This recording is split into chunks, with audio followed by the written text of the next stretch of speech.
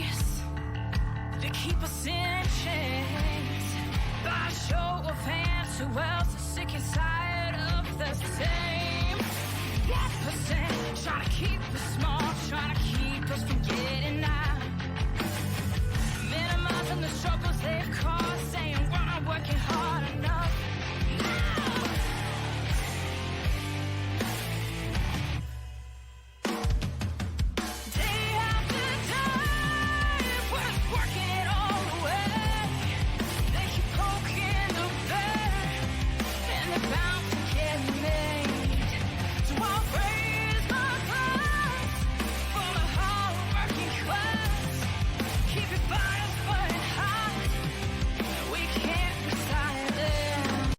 Ladies and gentlemen, for the thousands in attendance and for the millions watching at home, DCK Productions proudly brings to you the greatest podcast in the world! The greatest podcast in the world? Suck it. No, you suck it. No, you suck it. No, you suck it. No, you suck it. I appreciate it if you both suck it. Suck it! We really should stop this fighting. Otherwise we'll miss the fireworks. There won't be any fireworks. And here we go.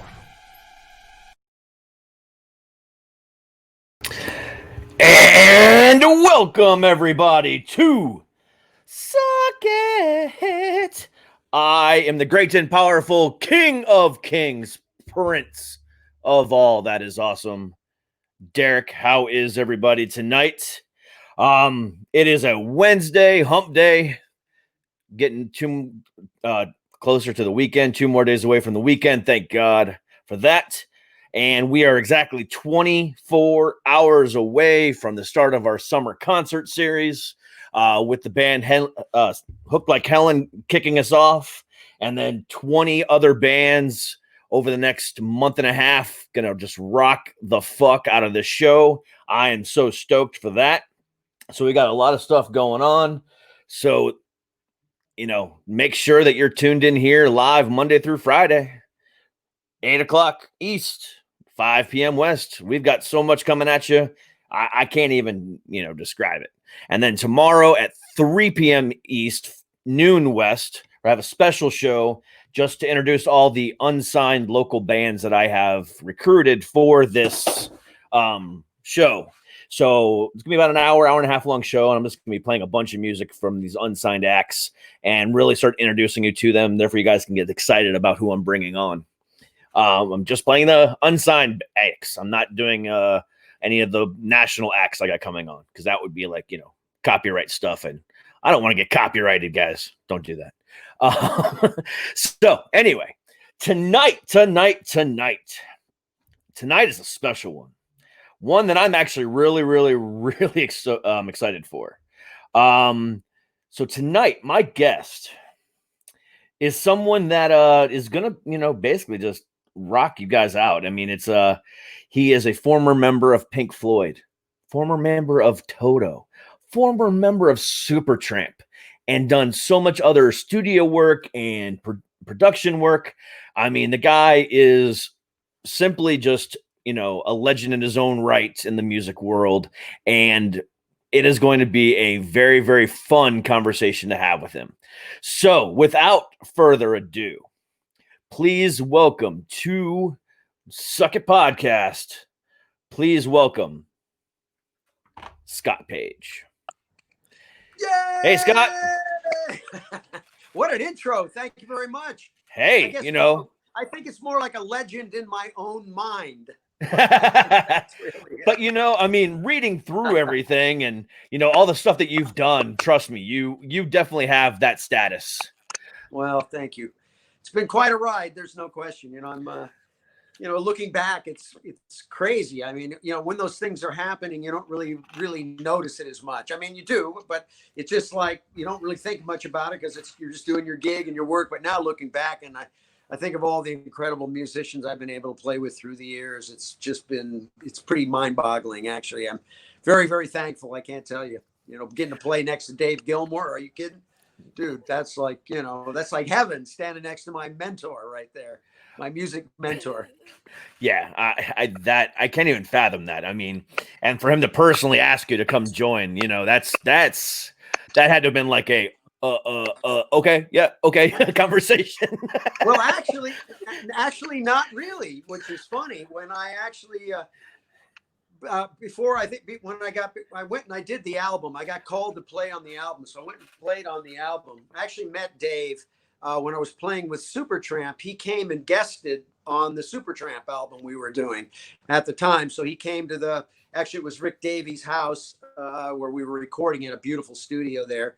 And that night after we recorded and everything, I invited him. I had a gig right down the street with my band called the Hang Dynasty, which was made up of all these great players, Lee Sklar from Phil Collins' band, and Jeff Baxter from the Doobie Brothers, and a bunch of us were playing. And so I said, "Hey, Dave, come on down and hang." So he come out and hung out with us, and then a week later, I had this event that I invited him to, and actually Jeff Beccaro, the drummer, the famous drummer from Toto, one of the great drummers of all time, was actually playing on the Pink Floyd record that day I was doing my show, and he was supposed to come and play my show. And he said, "Hey, Dave, I got to leave. I got to go play Scott's show." So Dave came to my show that night, saw this whole thing that I put on I had a 45-piece band doing this whole rocking thing. And so next day or so, Dave calls me up and says, "Hey, can you come put a couple solos on the record?"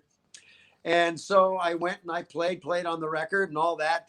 And what the funny part was, a couple days later, I get a call from Dave afterwards saying, "Hey, wanted to know if I wanted to come join the band and stuff." And I said, "Let me think about it." Because the funny part is I knew nothing about Pink Floyd at that time.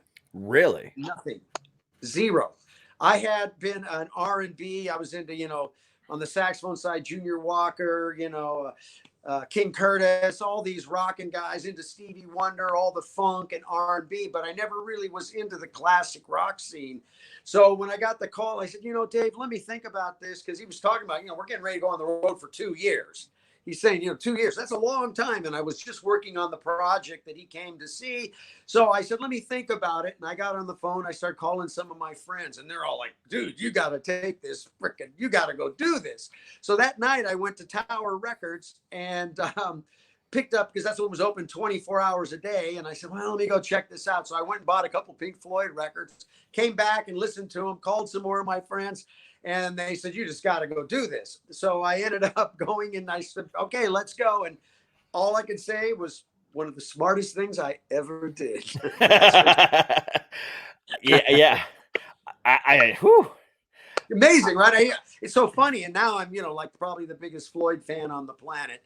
Obviously getting to play with him is just incredible. And those shows we did were extraordinary. I mean, I don't think, as far as, a brand goes, there's a handful of brands that just worldwide have such a strong presence. And, it's the Stones, the Who, the Beatles, Led Zeppelin. And then it's Floyd. And, then it starts going from that point. So, yeah, I'm very, very thankful I did that. And, and again, Dave Gilmour's my music mentor. He is the master of melody, and he completely changed the way I played. So I'm very thankful for having that opportunity. I can't tell you. Yeah, I mean, looking through everything, what I've noticed was the fact that you play such a wide array of instruments. I mean, you played flute on the Supertramp album. You've played guitar, you're a saxophonist, you've done it all. And I think that has a lot to do with why you've been so successful, because you're a chameleon. Well, actually, it was my dad that got me in it. My dad was a really great musician, big time studio guy. I actually grew up on a show called The Lawrence Welk Show that he was on for 15 years. And but he was what was called a doubler, right? So he played 14 instruments. He played saxophones, clarinets, oboe, English horn, bassoon, all of the woodwinds and all those instruments. And he always told me when I was younger, he said, if you play a variety of things, it makes yourself a little more valuable. So I really got into playing the guitar because I realized that, getting these gigs, a lot of times there's not saxophones on every song. So I learned to play the guitar and double. So my real role has been in a lot of these bands has been the guy that plays a variety of things. I would play rhythm guitar on Floyd. I played guitar, and then I played obviously the sax solos and all that stuff with Dave. Absolutely. And then you mentioned, and I was going to get to this, but let's go ahead and jump right into it. You said, your father played on the Charles Welk Show, and you actually got your start on there as well. That's right, Lawrence Welk, which is funny. I mean, I don't know how many of your listeners remember that. That was early television. Started out in black and white. Um, I grew up on that show. I would go down, hang out at the studios, did all that. I'm actually my one of my biggest claim to fame, I think, is I'm the only human being that has played on Lawrence Welk and Pink Floyd. So there you go. That's a definitely from the champagne music of Lawrence Welk to the psychedelic music of Pink Floyd. There you go.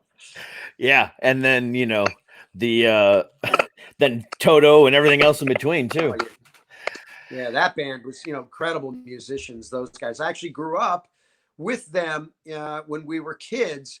And it was really Jeff Beccaro in that band. We had a band. Well, the band was called the Merciful Soul Band. And I was the oldest guy in the band at the time. I actually played trumpet. I was a trumpet player through school. I actually took up saxophone in college.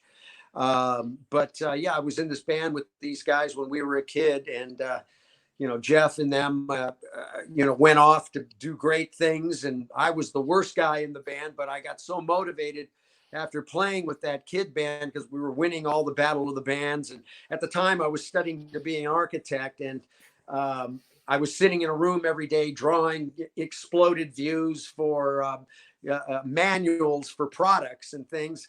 And I just realized I was sitting there drinking coffee all day. And then the next thing I know, I'd go play these gigs with Jeff and all those guys and with our kid band. And we started winning all the battle of the bands. And I noticed there were a lot of girls in the front row.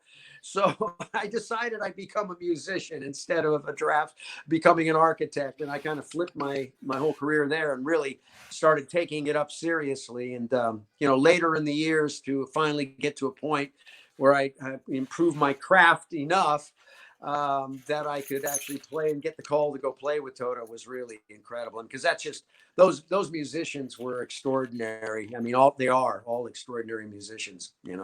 Jeff was probably on over 5,000 records. Yeah, absolutely.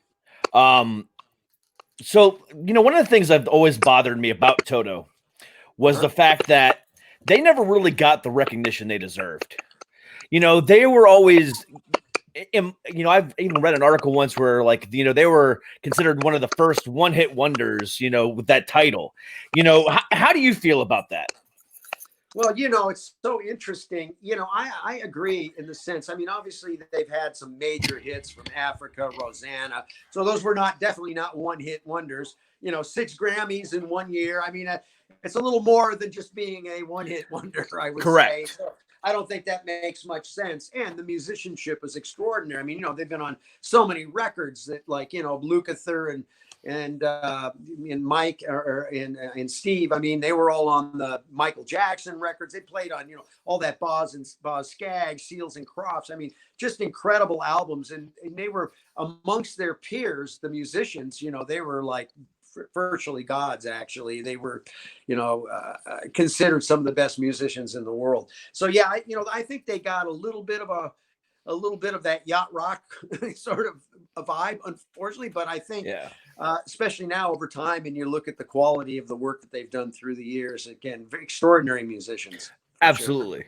Sure. And I agree with you on that. I mean, because I grew up in the 80s, I grew up on that kind of stuff. And, I mean, now granted, Toto, as far as Africa goes, that's the one song everybody knows. And that's kind of where that whole stigma comes from, unfortunately, because that song was just so huge even today. Yeah, it's just one of those things. So talk about your, that first day, being a member of Pink Floyd. What was that like, going from those two, from Toto and Supertramp, two polar opposite types of bands, to being totally in Pink Floyd? Well, it was interesting because what we did is we rehearsed in Toronto. Mm-hmm. And we rehearsed out on the tarmac at the Toronto airport. Not on the tarmac, actually in one of the airplane hangars. Big giant airplane hangar there. And we came up, and I'll just never forget, the first day going there, and they're having to shuttle us out between the 747s to get out and to actually go into that airplane hangar for the first time and see this massive stage set up. And, it was like probably one of the most, advanced technological tours at the time, at that time when we were doing that. And I just remember sitting there looking around with, lasers and freaking flying pigs and beds flying and just incredible surround sound, and just saw how grand it was. I was pretty like, wow, this is really different, because it's such a grand show and effort that they put on. I remember asking Dave, he says, if you make it grand, they'll come, they will show up. And so they did that with all their shows. But yeah, it was very interesting going out and seeing and being a part of such a production. Like I said, at that time, it was probably one of the biggest productions that ever was taking place. So it was pretty extraordinary to see that. And then being able to sit there and actually, I remember sitting there watching, like I said, the pigs flying, the stuff, looking out the window, and there's 747s going by. And it was definitely a very, very unique experience for sure. Blew my mind, actually. So you had said that you weren't a fan until you got the offer. So when you first joined up, did you have any idea what you were joining into? I had really, to be truthful, no. I didn't really understand the magnitude of what Pink Floyd meant musically to the planet, basically. I learned, obviously, as I took the gig and took the albums and started learning the songs and all of that stuff, I started to realize, that how big it was, and especially after I talking to all my friends. But what was really, once I got to Toronto and we headed out on that tarmac and got in there, is when I finally went, holy cow, this is a really big deal. And, we sold out. We went around the world twice. We could have gone around another time and sold out virtually every show.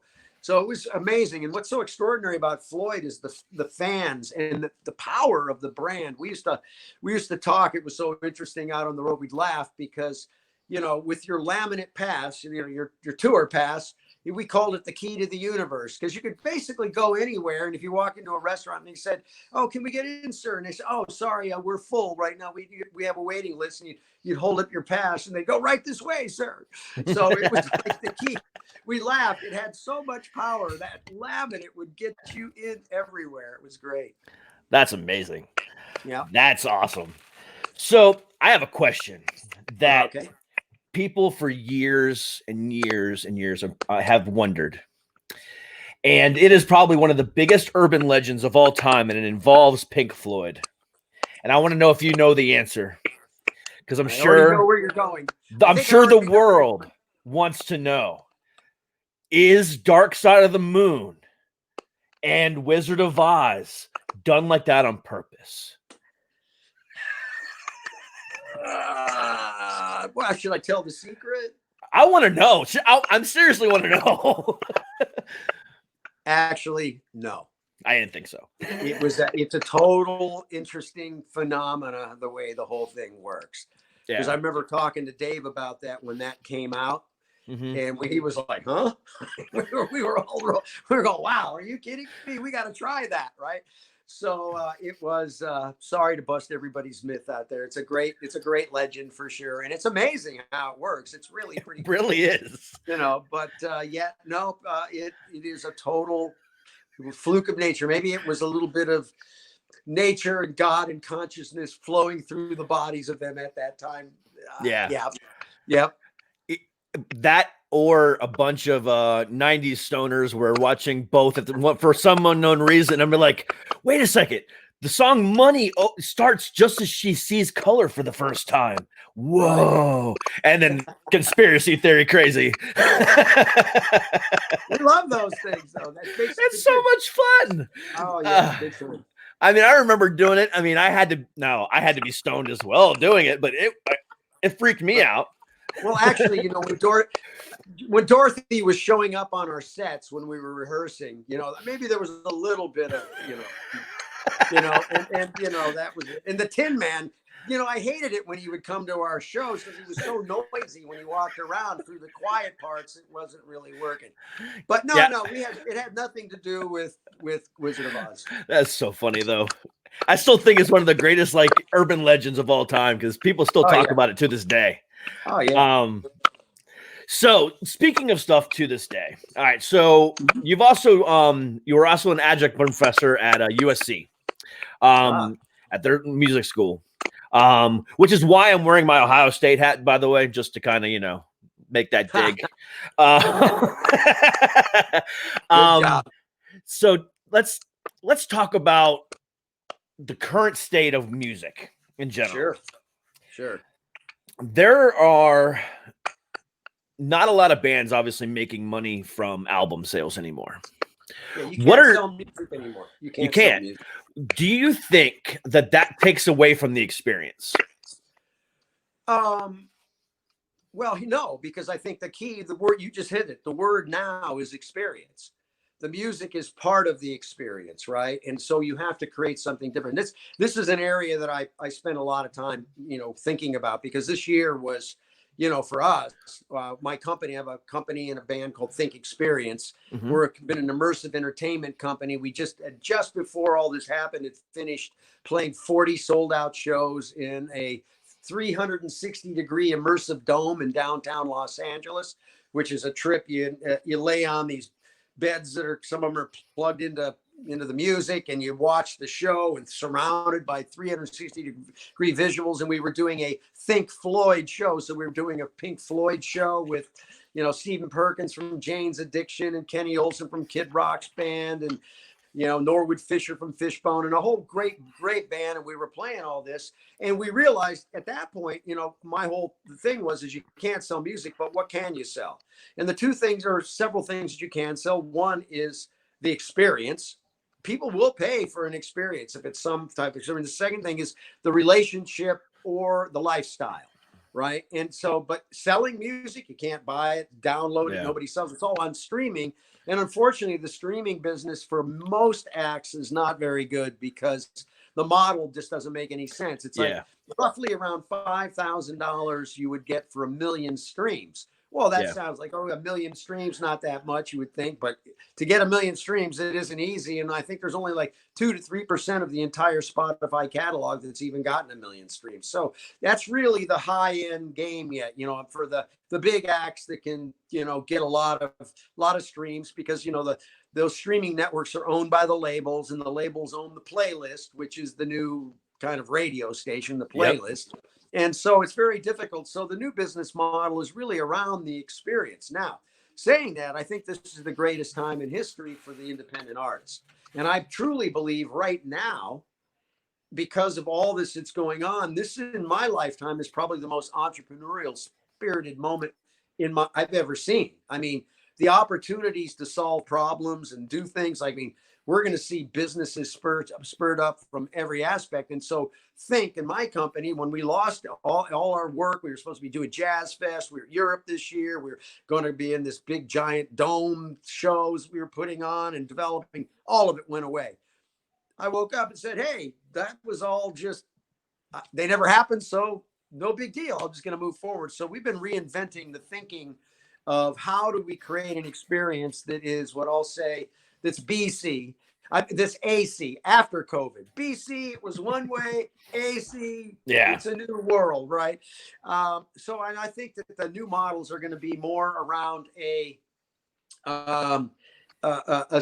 more of a contained show for live event, a premium for, special types of setups that can handle a certain amount of people, tied to live streaming. But the live streaming, everybody needs to realize, is two-way. Right? It's not just one way. We just did an experiment with our show. We took over a sound stage. We set up big giant LED walls and then surrounded the band with 18 80-inch monitors. And what we did is we brought in our audience all on Zooms, and we filled up the stage with everybody surrounding us to see how that would feel. And actually, it was pretty satisfying. It was because I'd look up and I could see all these people from all over around the world. And we played, and it was fun because we interacted and all that type of stuff. Yeah. So Think is really thinking about how we can tie the live event, that. And then also we have some secret sauce that we're working on to bring it and deliver it in the home in a different way.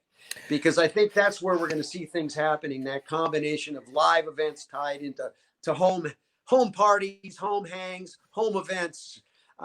because I think the trusted source issue is going to be very important going forward, and until we get through all of this, and that could be a year or two, but this whole COVID thing isn't going to just go away out of the blue. No, absolutely. And one of my speaking of which, one of my favorite bands, I can't remember what day it was. The other day, a band called Trivium, they actually did a live stage show that same way for a website called live.org. And it was $10 tickets, and they put on a full stage show with lights, the whole 9 yards, at Full Sail in Orlando.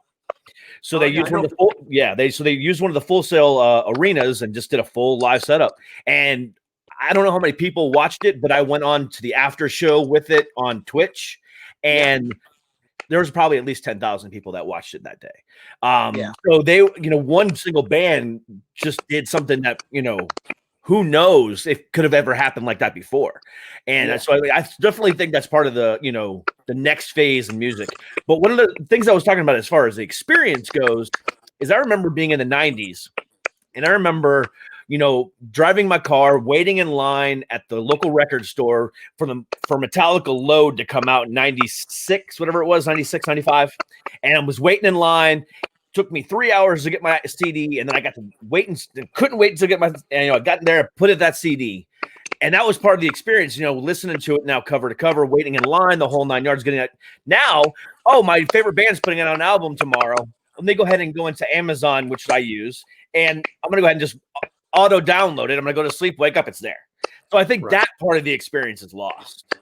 Oh yeah, big time. If you're talking about the experience of the record and that, yes, and all of that. See, again, Think Experience, my company is all about experience. So we've been working on, that's why we played in a 360 dome, and we were actually a company. We were going to test out, have these shoes that you wear that turn you into a speaker, and the whole idea of creating stuff that's very unique, bringing AR and VR into the experience at the same time, and creating, I'm actually building an exhibit right now that will go along with our show. So the experience of going to an event, experience things that you can go through, walk through, use your phone as part of the experience. It's really that type of a thing that's happening now. We're seeing it all the time.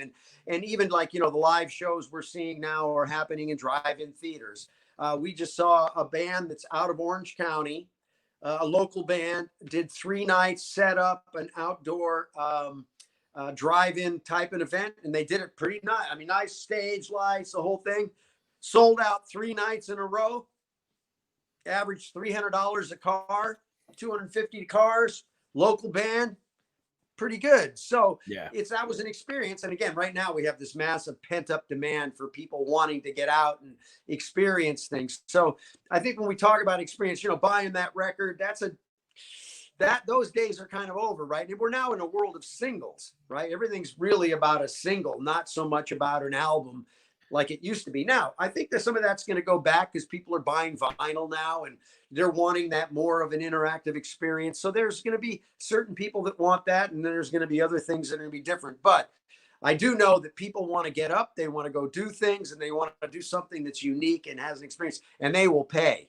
We were averaging on our shows around $80 a ticket, which was great because trying to get people to pay $10, $20 for a ticket can be very rough. But when it was tied to laying down, watching this thing, and 500 people laying down, watching this crazy show in this 360, where it was like almost a shared virtual reality experience, people wanted that. We had return customers coming over and over again. So all I can tell is any artists out there, the game is really about the experience. And what can you do that brings something unique to what your, what your craft and your art is? Because again, you can't sell the music; you got to sell something else. Exactly, and like I said earlier, I'm putting together a summer concert series for local unsigned bands, and I also got national acts too because I got PR teams working on that too. So I got like 20 bands booked between now and the end of August. And when I'm talking to these local bands, I'm saying, hey, I know you're going to be in your practice space, or you're going to be in your your little warehouse setup that you have, or whatever the case might be, but don't dress like you're going to practice. You're going to be in front of all these people. This is going to go live on, Twitch. It's going to go onto YouTube. It's going to go onto Facebook. It's going to go onto my, podcast. It's going to be broadcast live in seen by thousands and thousands of people. Make sure that you bring it, because otherwise, this could be your opportunity. What other opportunities do you have right now? So, no, absolutely. yeah. I mean, I think even more important now that we're in this, especially in this world of streaming and video, artists need to take really that a little more serious about, how their backdrops look, where they're at, how they're viewed, the right kind of cameras, the gear that they're using, because this is how we're going to be doing business. And, it's a whole new world. And there are bands that are killing it. There are people that are killing it. Remember, we're now in a place where it's really not so about the masses as much as it is around the super fan. And there was a thing that was coined years ago, Kevin Kelly from Wired Magazine. This might be 10, 12 years ago, a thing called the 1,000 True Fans. And a true fan is somebody that will spend $100 a year. If you have 1,000 true fans, there's your first $100,000 in revenue. And for a small band that's coming out, if I can figure out how to get $1,000 out of 1,000 people to care enough about spending $100 on my merch, my shows, my live streams, my newsletter, whatever, my products, the things that I sell, you got a business. So the beauty is we now have these devices like this phone that I have right here, but it's a worldwide broadcast network. I mean, I've got a worldwide broadcast system in the palm of my hand. I can start a live stream at any time. I can be anywhere. I can be very hyper local. I think that's going to be a real. Uh-oh. Whoop. Somebody was trying to call me there. Sorry about that. It's okay. Yeah. So the hyper local model, I think is really going to be so where bands can create live streams for their fans in local areas, create events and bring people together, the kind of flash mob idea. So, with the tools that we have now, and especially what's interesting about this phone and all this live broadcasting, you can take the order. You can take a credit card. You can get paid without having to go to a bank, going anywhere. And so, the ease of collecting money that is there, the ease of creating broadcasts, the ease of getting out in front of people. The hard part is what do you stand for? What's unique? What do you do? And what will people care to pay for? Right?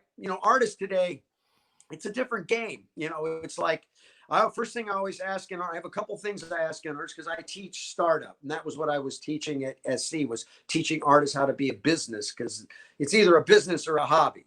If it's a business, you're doing it to generate revenue. If you're not generate revenue, it's a hobby. Now, hobbies are fine. I don't have a problem with a hobby. But if you're going to turn it into a business, you have to really think like an entrepreneur and think business-like. And those fans are really customers, right? You're trying to find those fans, funnel them into customers, and sell them something. But what are you going to sell them? You can't sell them a CD. You're not going to sell them a download.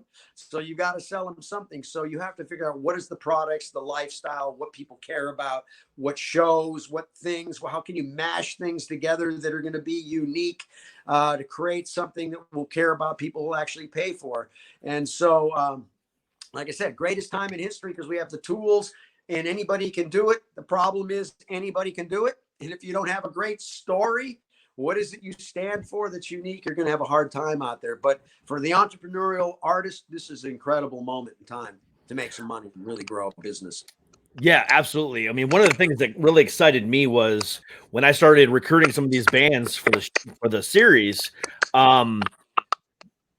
They weren't sending me, downloadable MP3s that they had recorded. No, they were all on Spotify. They were all on Amazon Music. I'm like, you guys are, trying to put yourself out there and risking everything by putting yourself on these platforms. Or they paid to have a professional, music video made. And I'm like, This is impressive. Now, I knew this existed, but the amount of bands that are actually doing it is outrageous. I mean, just for me to put it in two different places, one on, the local DC, local band area, and then the local Orlando area, two scenes that I know are really good. And then all of a sudden to get all these responses with professional stuff, it's like you guys are doing it right. And it's really awesome. Well, I mean, if you think about it, like you said, in the palm of your hand, you got a 4K video camera. You can do incredible things with your cell phone. You have access to audience. You can build audience. This is a direct to consumer world. It's all about going direct. Another thing that's really important to understand is data. We have data now. We have access to information, data that can help everything that we do as artists to figure out what it is we're going to put out, what we're going to sell, how do we test, validate what we're trying to do, and then get it out there, because I can now build audience without anybody. And if I have the 1,000 true fan mentality, let's get 1,000 people that care enough about what I'm doing, create a repeatable process, and grow and then scale from that point on. I always teach people, go small. Forget about trying to go out. This is about your people that care around you. And those super fans, the 1 to 3% of your entire audience will be kind of your super fans, will represent roughly 60% of your revenue. And that's proven through the data. So your audience is really that 1 to 2% of all those people following you are the ones that are going to make the most money for you. And an example is, I have a friend of mine who is a really great artist, and she says, I have about 125 fans that I've built my relationship with. And she says that covers my entire nut for the year. Like, if with those 125 people and the stuff I put out, I make a living. Crazy, right? 125, it's not a million people.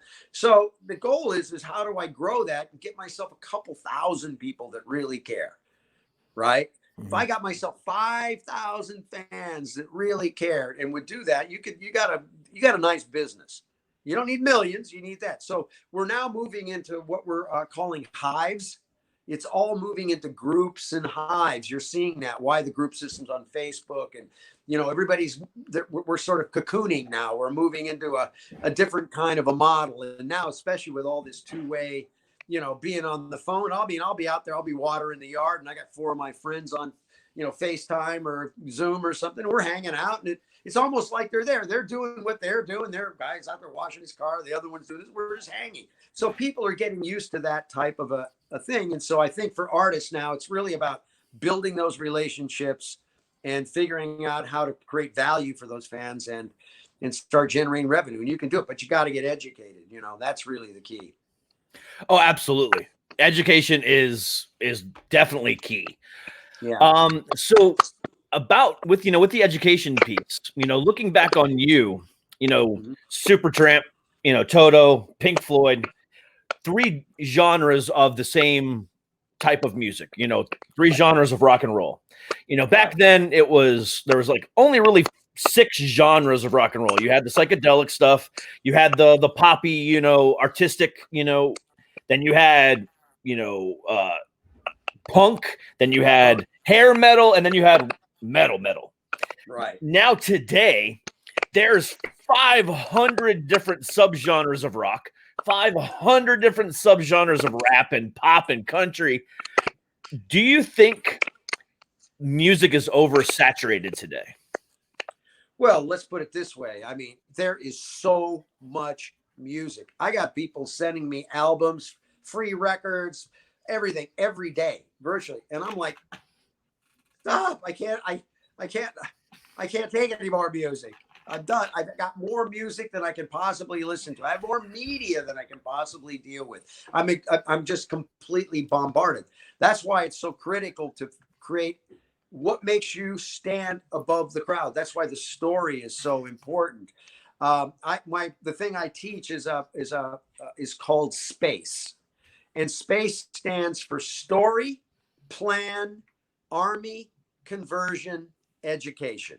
Okay. And it's really the formula, but it's really having to think more like a startup. You have to think like a business person. And I try to explain to artists that most of them, they're like, I'm like, well, what problem are you solving? And an artist will say, well, what do you mean? What problem are you solving? I smoke fatties, I write songs, and that's what I do, right? And a lot of artists do, and that's wonderful. But today, if you want to make a living in this game, you got to start thinking more like an entrepreneur and build a real solid business and learn how to learn all these too. So again, I go story is the most critical piece, because without a great story, you can't rise above the noise. And what I mean by story, just so people don't get me wrong, this isn't a story of like, hey, I'm a guitar player, I grew up in Cincinnati, my dad was this, that, or that. Nobody cares about that story. The story I'm talking about is, what do you stand for? What value proposition? What is it that you care about that people can rally around? Because in order to create a commercial movement, which is what you're trying to do, is commercialize your artistry and stuff, you have to have a rally cry. You got to have something to get people to get behind. Otherwise, they're not going to get behind it.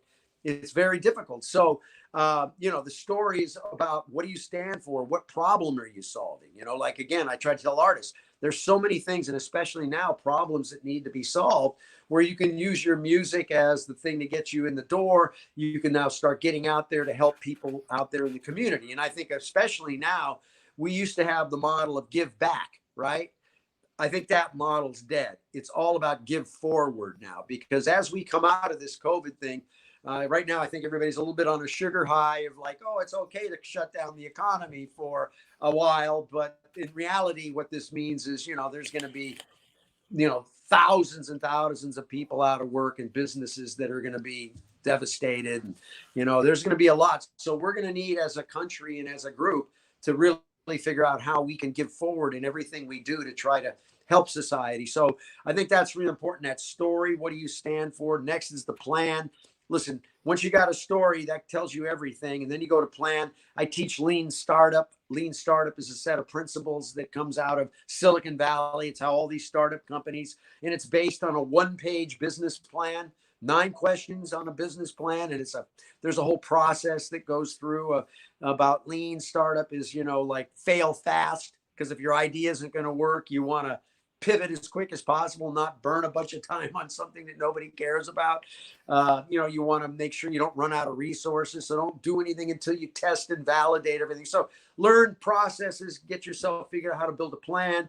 Then, you've got the army, which is your super fans and your influencers. So I try to teach artists and stuff, man. First people you need to find are influencers. You need to influence the influencer, because once you get an influencer on your board, then they're on board with you. They help spread and bring credibility and everything else to what you're doing. Then after you've built your army and you got that in place, your team, then you go into the C, which is conversion. That's the big one, because it's great. I got stuff I put out there, but am I converting? And what I mean by converting, am I getting them to sign up for my newsletter? Are they buying my products, my merchandise, or are they coming to my shows? That's converting. It's one thing to talk to people, but you got to be able to convert them, right? Get them to basically sign up to what you're asking for so that you can create your business. So conversion, I teach them conversion funnels. Google's your friend. Go type in, what's a conversion funnel? And it'll come down, it'll feed you all the information. Like I try to tell every artist, all you have to do is ask Google a question, and it'll come back and it'll tell you whatever you need. How to use Twitter for business, how to use social media for business. It's totally different than using it. So once you go through that conversion, you kind of learn that. And the last one is E, for education, which is all the things I talked about. If you're not getting educated every day, if you're not getting up and spending the first couple hours of your day as an artist reading blogs and learning from the people that are making it happen and that actually have business models that are generating revenue, you're going to be pretty much out of business. So this is a time for artists to really hunker down. They've got the tools. They've got the stuff. I mean, I can't even believe it. I just built my new studio and stuff, and I bought a new new MacBook Pro and a monitor. Got Pro stuff, and it was like, I got a world-class studio now for virtually nothing compared to when I was building studios. I had 250,000 easy in my studio back in the day. Now, for 10 grand, you're like, you're in business, right? Got a couple good mics, some things, you can make records. So it's a credible time right now for creativity. And that's really what it's going to take for artists to win today. Absolutely. I wholeheartedly agree with you on that. So with that being said, one of the things I think some bands are being creative about is not releasing full-length albums anymore. Just releasing EPs or releasing a single here, a single there. And so what do you think the best way to do it right now is, your opinion? Oh, no question. Listen, nobody's buying albums. You can't sell albums. Now, that's not saying the classics aren't still selling, the catalog albums from the past. But today as an artist, unless you really, it's about, obviously I think doing an album's great for learning your craft, making something that's really cool. But to get your business going, getting started, this is a singles world.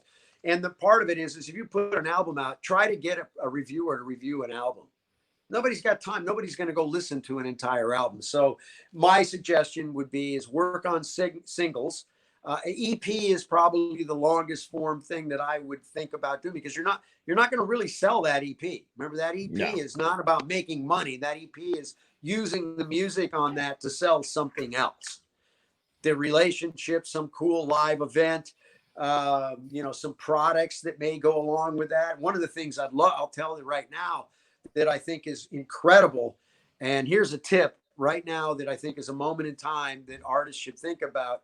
Amazon has just launched Amazon Live, and it's like the Wild West. It's a new platform on Amazon that turns anybody can create their own home shopping network, live streaming home shopping network, right?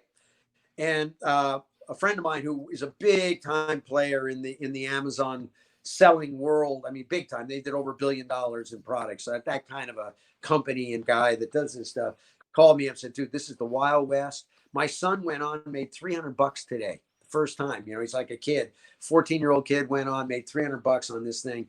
It's an incredible platform. And what you want to do is it's always great to find these platforms early, jump on them, because you can usually grow quickly.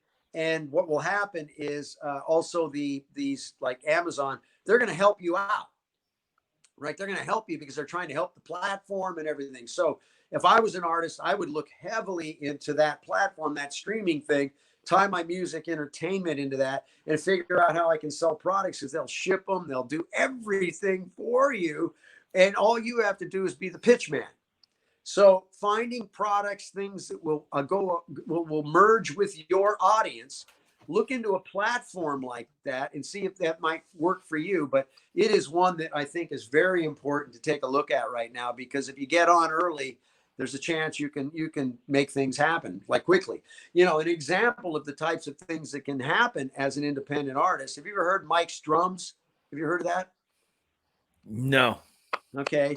Mike's Drums does $12 million a year selling drum lessons on Amazon. And his lessons, but he's got Amazon type affiliates. So my point is this is a direct to consumer world. Nobody really knew who Mike was. He wasn't a famous drummer from, Led Zeppelin or something. He was a guy that said, I wanted to go start a business. It took him like 8 years or whatever, but he grew his business. He created something, because now you're in every country, every business is in the media business. Everybody's in the media business. It's like, it blows my mind when I tell people, who the largest toy company in the world is? McDonald's. I didn't even think about that. Yeah. No, because they give toys out. As far as toys going out, it's like everybody's in the media business now. There's nobody that's not in the media business. You are in the media business. You are a live broadcaster. This is your game right now. If you're not making content and publishing it and building your fans or building your customer base, you're gonna miss the whole thing. And it's great because everybody's in the game, but the trick is what is your unique value proposition? That's why when I go back to talking about lean startup, I'll throw this out at everybody. Here's another tip. There's a thing called the lean canvas, and the lean canvas is the one-page business plan. Google it. Go understand. It's 9 questions. It forces you to answer 9 questions about your business, what you're going to do. And it is the greatest tool you'll ever have, because what's important about the lean canvas is the process of going through the canvas to build your business plan. It's not like a 60-page document. We don't go into that. Nobody uses those anymore. It's all about hardcore data, getting it down to the smallest thing that you can do, the tiniest project that you can do that will give you the biggest bang for your buck. That's the lean model. Like, what is tiny? I don't need to go make an album. I need to go make one single and something tied to that single and some kind of experience and some kind of products and something to that one thing. And if I put that together and I've tested it by running tests and validating before I make it. If I make that, I got a much better shot because hopefully I'll have strong signals that say people actually want what I'm about to sell them. I haven't made it yet.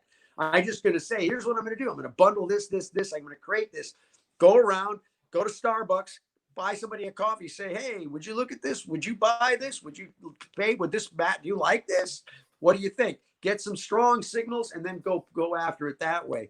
But to get a lean canvas, you go to leanstack.com, leanstack.com. And it's an interactive one-page business plan. And every one of the boxes in the plan, in the canvas, you can click a video and it's going to tell you what to do, how to answer the question that it asks. Because every box asks a question, right? What's your unique value proposition? Who are your early adopters? Super fans, right? Where's your revenue going to come from? So it's all these business questions that you're going to need to ask, and that are going to ask, and it forces you to ask. And the important thing is it's not only going to tell you what you're going to do, it's also going to tell you what you're not going to do, which is even more important because it's so easy to say, I'm going to do these giant things. And then you get caught up in it and you spend 6-8 months a year on something. And then you get it ready and you get it out there and nobody cares. Mm-hmm. We don't, those days are over. Now it's about thinking lean. What's the small thing I can do? Put all my efforts into that, make it happen. So I should really highly suggest you go to, just type in lean canvas or go to leanstack.com. It's a free site. It's interactive. Go through the process, educate yourself on how to start a real business and use those principles. And there's one other question I will say. There's a book called Running Lean by Ash. I can't remember Kumra. Can't remember Ash's last name, but he actually, the book is about the book. He wrote this book and made it a #1 seller using the lean startup principles. So the book is actually the part that he took on. He said, I'm going to write a book and I'm going to make this book a #1 seller using the principles. So it's a great book. It'll teach you. All artists go on, figure out how to get some education, learn how these businesses start, how to build this thing. And you got an incredible time here. Again, you don't need 150 people that really care, can get your nut paid, and then grow from there. So go small and grow from there once you get a repeatable process, right? So those are the few little things I would think about as an artist today. You know, Monday I had Howard Bloom on.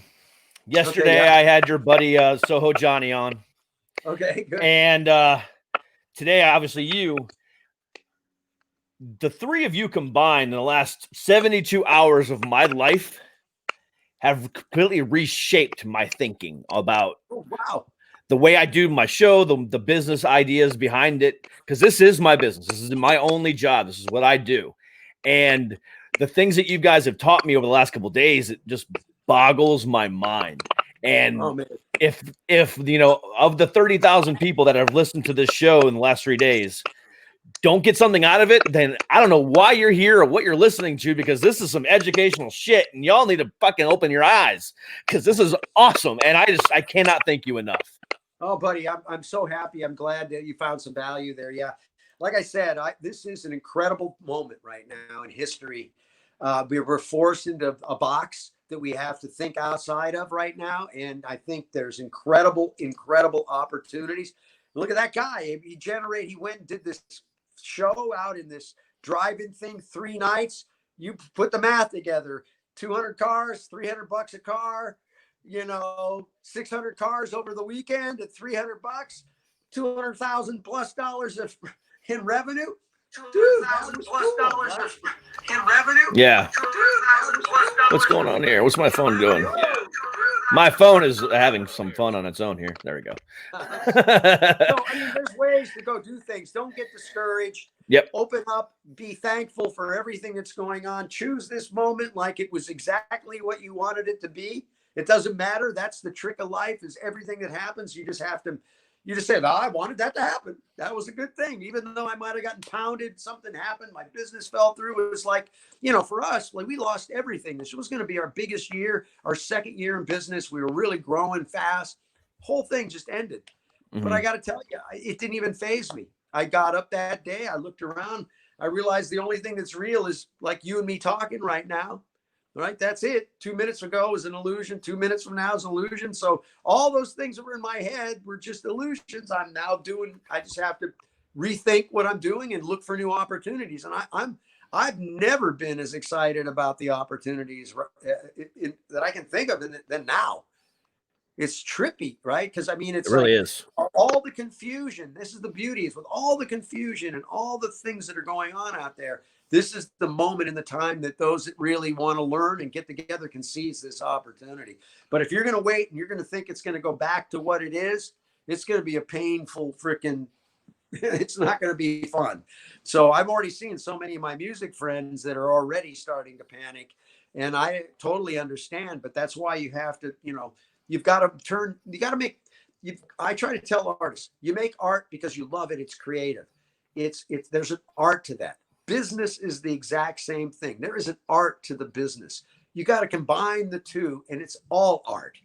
So if you're going to make something, you make it because it's going to generate some revenue, because it's a business thing. It's a piece of art that people care about of some sort. And, you figure out how to make the business part of it too. So for me, it's about, if I'm going to make something, I want to part of it is I want it to be successful, because that's as fun too. And there's an art to that. It's not a sellout. Everybody takes that, a lot of the artists are like, oh, I don't want to sell. I don't want to, they're my fans. I don't want to be commercial and stuff. And I'm saying, okay, it's either a business or it's a hobby.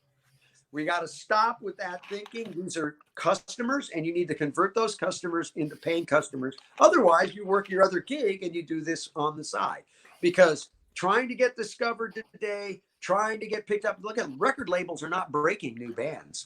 They're not breaking new bands. The only ones they're breaking is some guy that's got 5 million followers on freaking YouTube.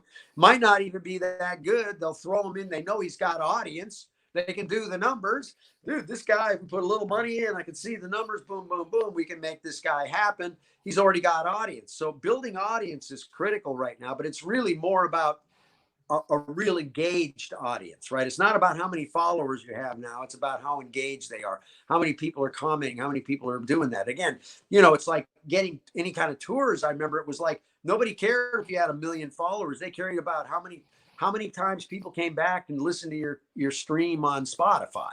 Right? They care about those. There's all these new metrics. So data is the thing that drives everything.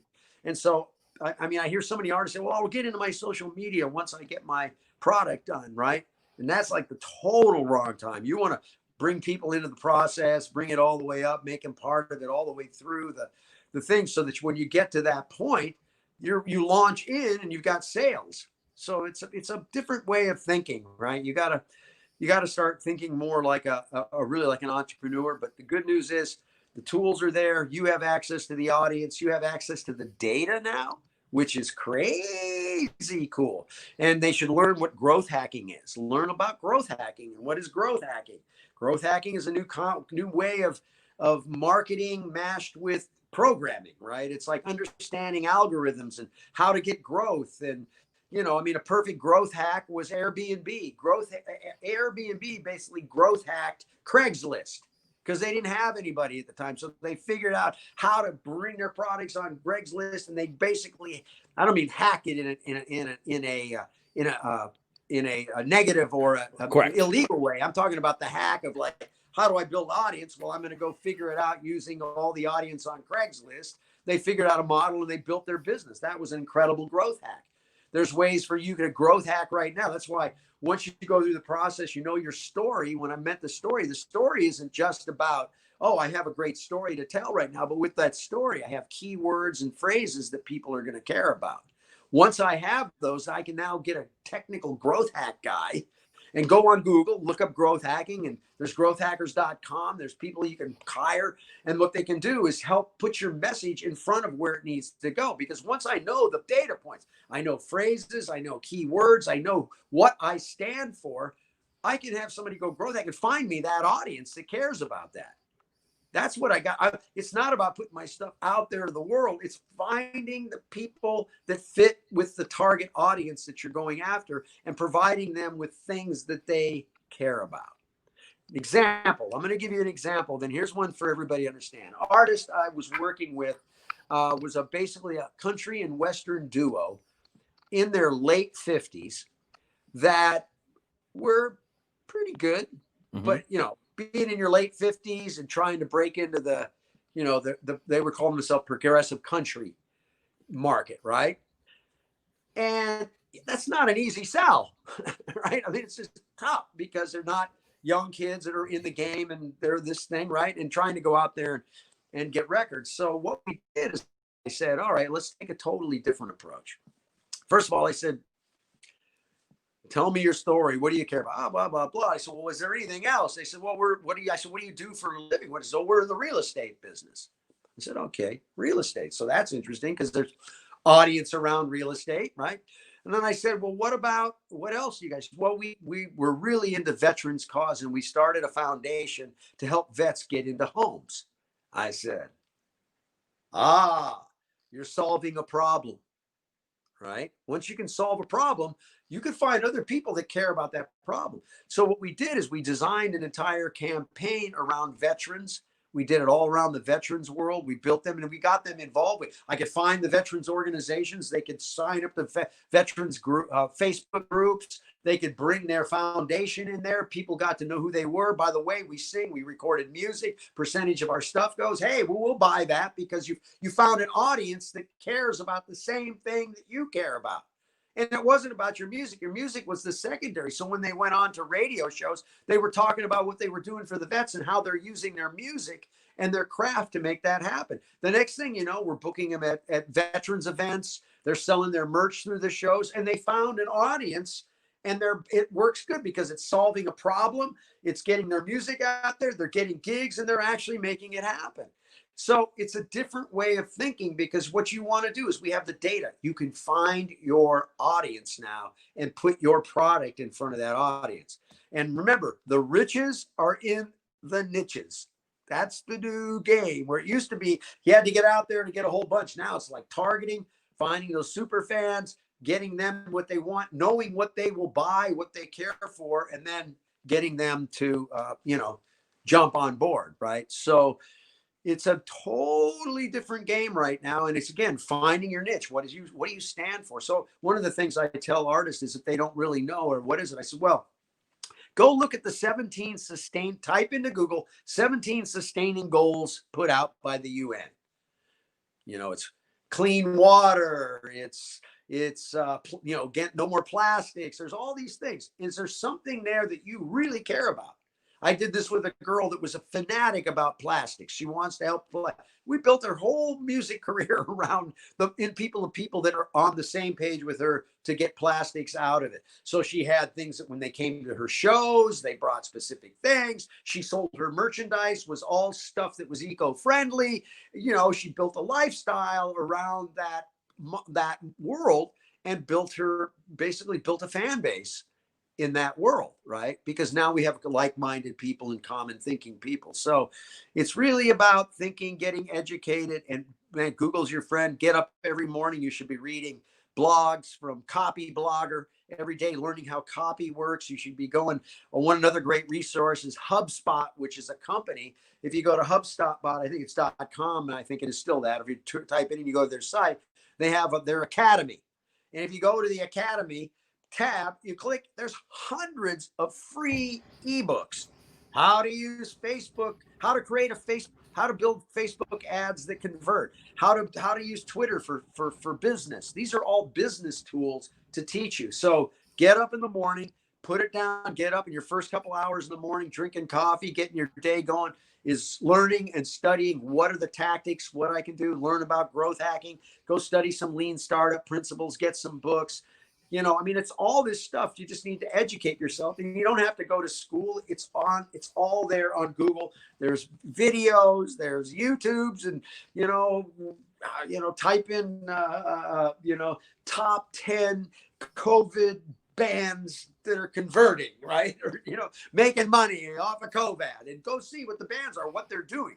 You will find so much information by just doing that and educating yourself. And again, Lean Startup, I really, it's my favorite tool, that Lean Canvas. I use it with every band, with every company, if a corporate, if a CEO comes on and I come in and I help consult with them, I make them do a Lean Canvas, even if their business is running, because it helps you define exactly what you're going to do and makes you think through everything. Because again, most bands that I know don't have a lot of money.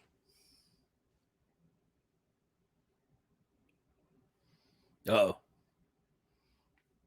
No. Back. Hold on. Oh, there he is. Am I back? I can hear you, but I can't see you. Yeah, I don't know what happened to let me try this one more time. Self off. There we go. Let's see if that brings me back. Did it? Holy cow. Not yet. Not yet. Oh gosh. I don't know what to do here. It's not letting me. I don't know, man. I lost you for some reason there. I don't know where it is. That's okay. I don't know what to do. We can still talk. Do here. Yeah, let me see. Avatar, edit name, stop. And he's gone. All right, let's see if he comes back. I don't know what happened.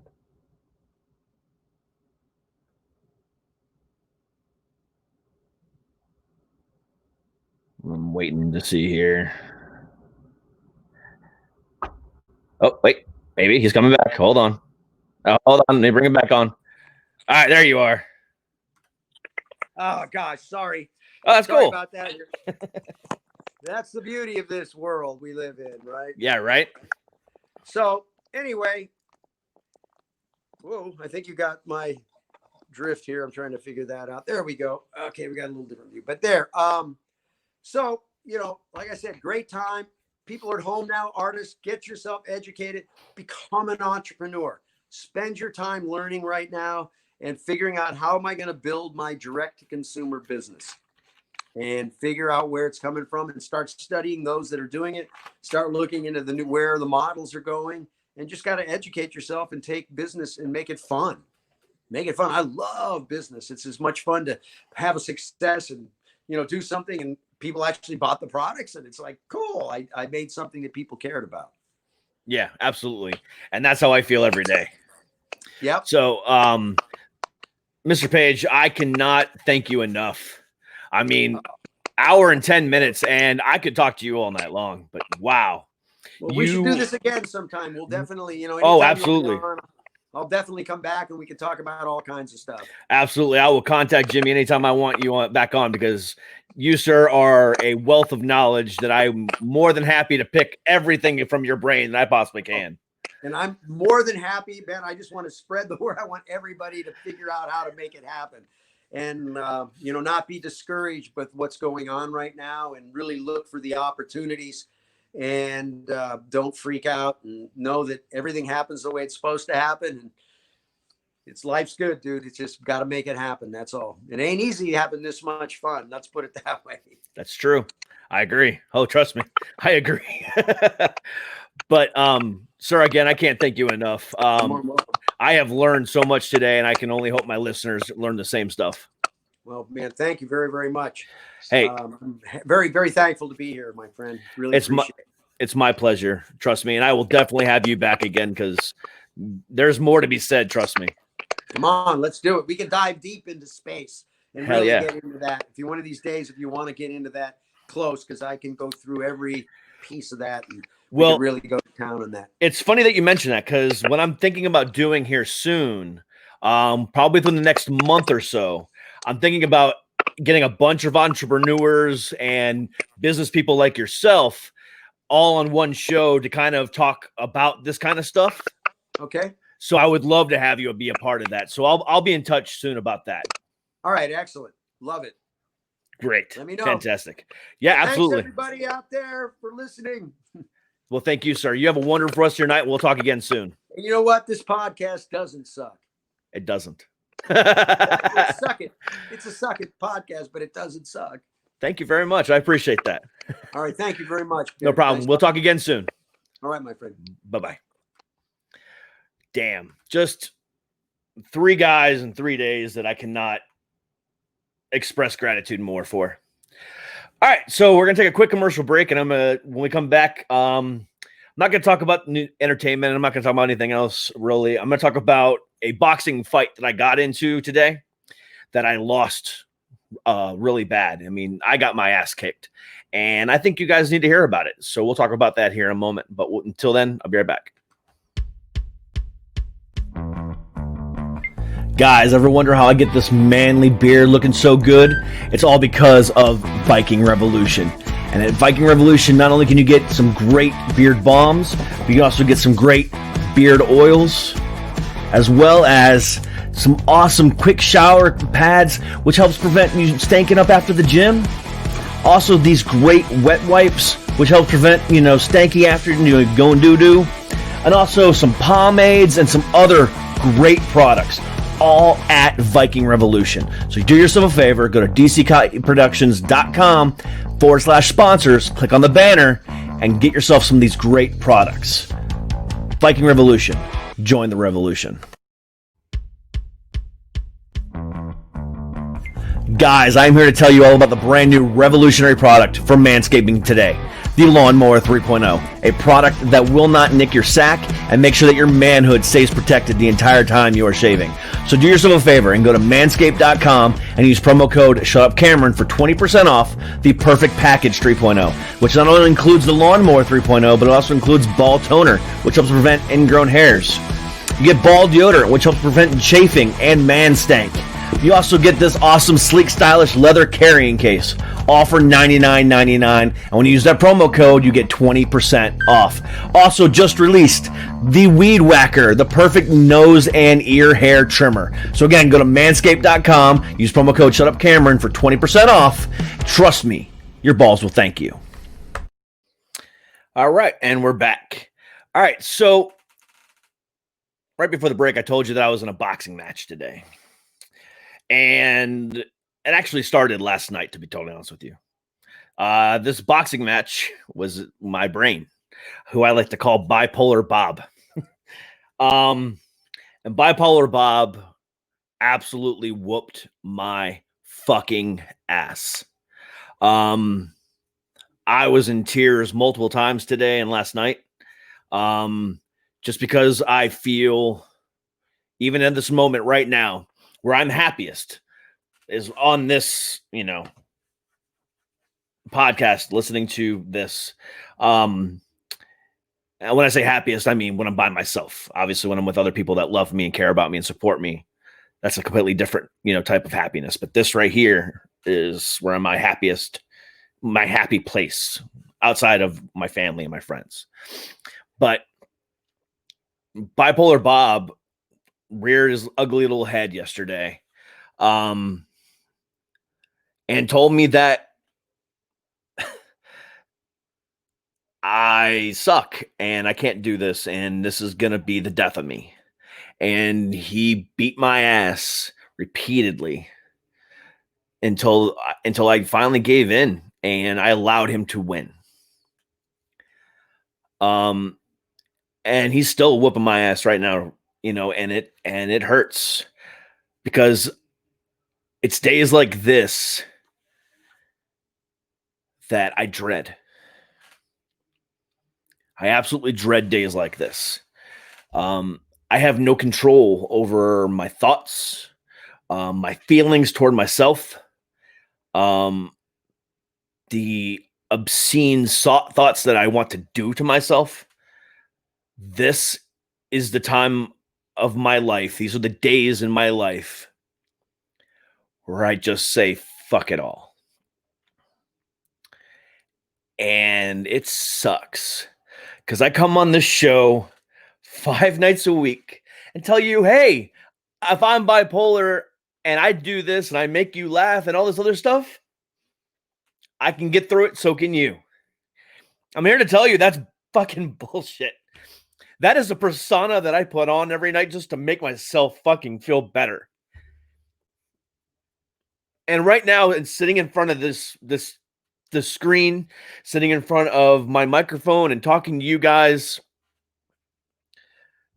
it hurts because I know what I do I know I do good things. I know that I'm taking this show and building it to be one of the best fucking new shows of 2020. And I know that I'm doing all these things right. But in my head, I can't fucking stop it from telling me that I fucking am a piece of shit that I shouldn't even be around. And it fucking sucks.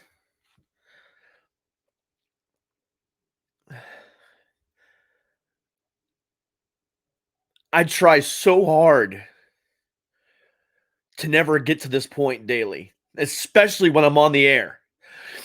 Because when I come on the air, my goal is to help people like me not feel like me. The people that drive to work every day hating their job, or the ones that drive every month to go pick up their prescription from a CVS or a Walgreens and look at that bottle of Lexapro or Zoloft or whatever the case might be and say, why am I stuck in this rut? I take my pills, I go to the therapist, I do this, I do all these things, but I still can't fucking get out of my head. And I try to be there for those people when I can't even do it myself. And that is a fucking absolute terror on me. Because that is the polar opposite of what this show is supposed to be. The show is supposed to make you laugh and make you realize that people with mental health problems survive on a daily basis because they know they can get through it. But when I'm sitting here telling you that you can get through it, but when I'm thinking that I can't even get through it myself, I feel like a fucking complete asshole. Because I feel like I'm lying to you. I feel like that what I should be doing is sitting here saying, hey, you know what? Fuck it. You can't do it. You are a piece of shit. But I know that's not true. But the fucked upness in the back of my head that tells me that that's what's real sucks. It absolutely fucking sucks. For the first time in my life, I am now dependent on myself to make myself grow, to make what I do matter. I don't have a backup plan. I don't. It's this or failure. And I am not going to let this, I'm not going to fail. But the demons in my head tell me I'm going to, and sometimes they speak louder than me. And I'm a loud motherfucker. But they're louder than me. Don't let them get louder than you in your own head. You're better than that. I am at a weak point right now, but I'm going to go to bed tonight. I'm going to wake up and I'm going to fucking beat the shit out of that motherfucker. Bipolar Bob, that guy that's in my head right now telling me that I'm a piece of shit.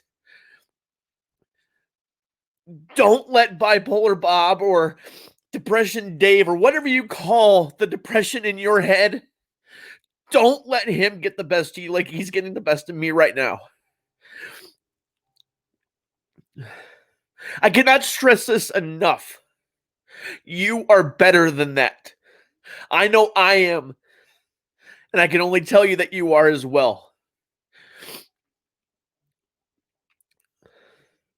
I am at one of the lowest points in my life right now in the last 24 hours feeling like this. And I have to put on a front for the last hour talking to him, a fucking musical genius, a fucking musical legend, and then not break during that hour-long interview is something I can't even express having to hide. That's why immediately when I went off the air, I fucking have broke down with him. The things that I'm going through, I pray none of you have to go through. And I hope that you come in every night to listen to me, to see where tomorrow night, I hope you come back to say, fuck, he made it through. If he can do it, so can I. But what I'm going through right now, I don't know if I can make it through it. But I know I can, but I don't think I can, if that makes any sense. Because there's two voices in my head. One telling me that you're a piece of shit and you're going to fucking fail. And then there's another guy who's me, the real me, saying these words that I know that I can do it. But for my own brain to fucking be fighting me against it is the worst fucking feeling in the world.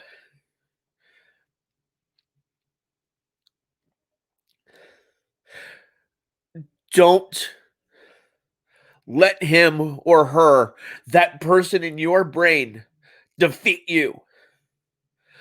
There's been way too many deaths, way too many defeats in this world because of mental illness.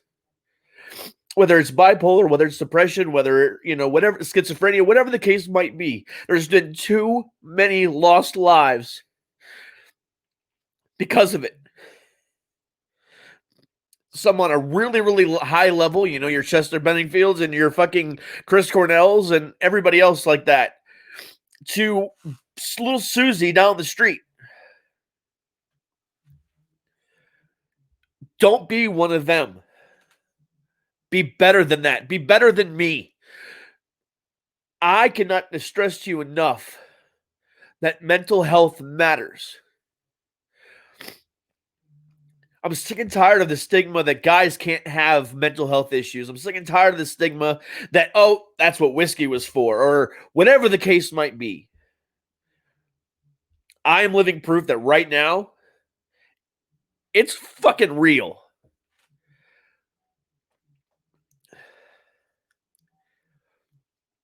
And I don't know what to do to stop it. But I'm going to fucking try.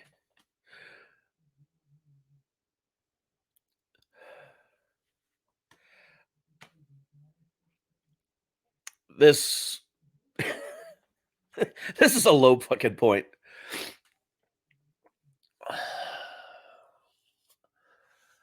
Al, you wanted real fucking radio. This is the fucking place to come.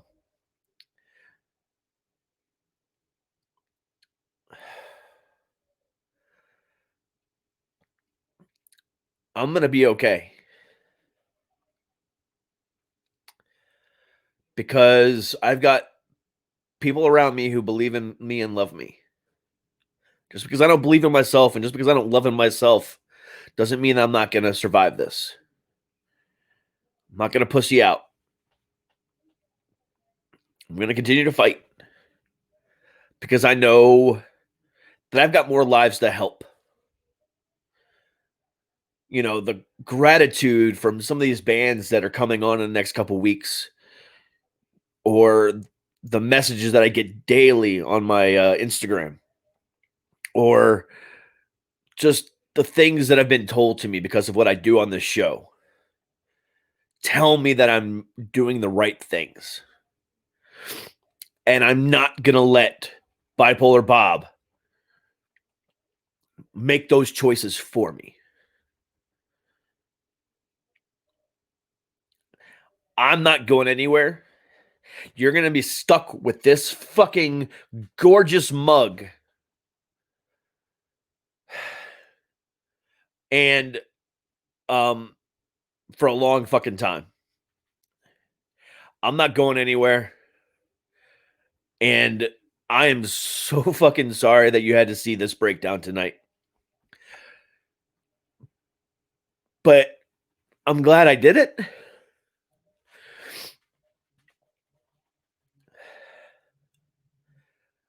I love and appreciate every single one of you guys. You have no fucking clue. Tomorrow I'm going to be back and I'm going to be better. I'm doing 2 shows tomorrow. Join me at 3 p.m. East, noon West for the Summer Series summer concert series kickoff show, where I'm going to play a bunch of videos and music from some of these unsigned bands that are coming on to play for you guys. So that'll be a fun show. And then tomorrow night, we kick it off with Hook Like Helen, who's going to play live for you guys tomorrow night. And I need to be there because I need to bring it to you. At the same time, I need fucking live music in my fucking life. And tomorrow I will make sure that happens for you, for me, for everybody. And the guy that you're seeing right now will not be back tomorrow. The strong-willed, determined to be the victor, Derek, will be back tomorrow. Because I don't like this guy. I know I'm never going to get rid of him. And that is a victory that is never going to be won. I'm aware of that. You can't beat mental illness. You could have the right dose of meds. You could get the right amount of sleep. You could eat the right foods. You could see your therapist and all these things. But something's always going to trigger a manic episode like I'm having right now.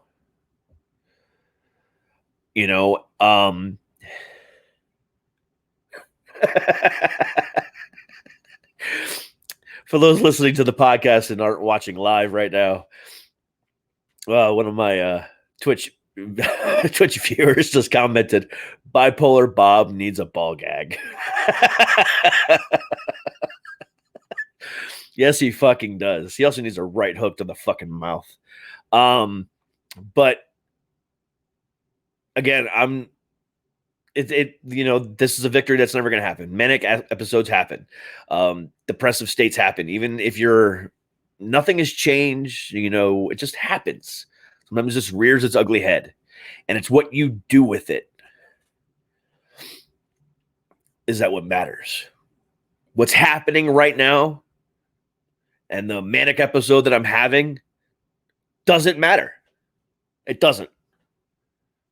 Absolutely not. It sucked. And the last 24 hours have sucked. But it doesn't matter. Because it's not who I am. It's not what I am. I am the great and powerful fucking Derek. A man that does not live or is not his disease, is not his illness. I am better than that.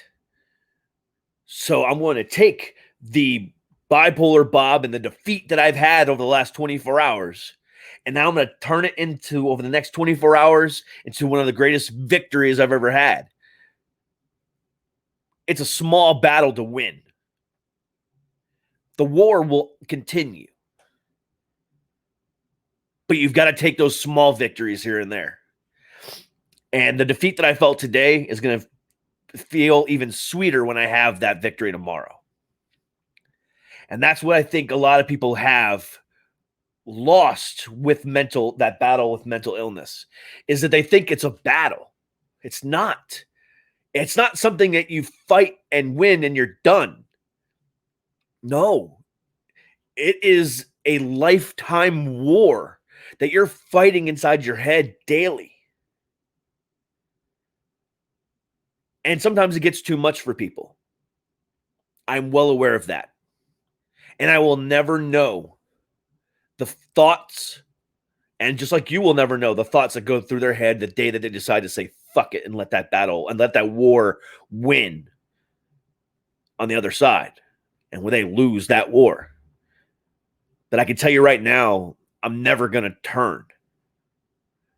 No matter how broken I am right now in this moment. No matter how defeated I feel right now in this moment.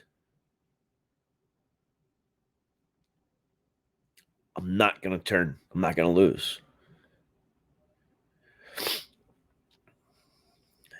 I'm not. And I hope that you don't either.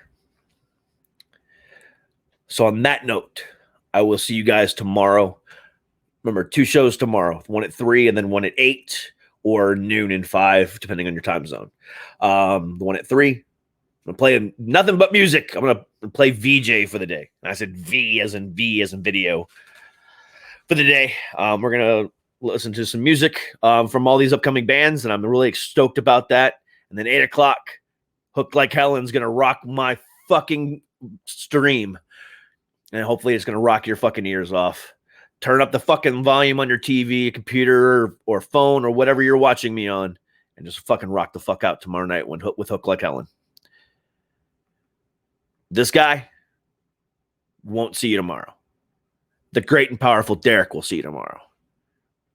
Remember that. Until then, I love you guys, and I appreciate you, and I will talk to you tomorrow.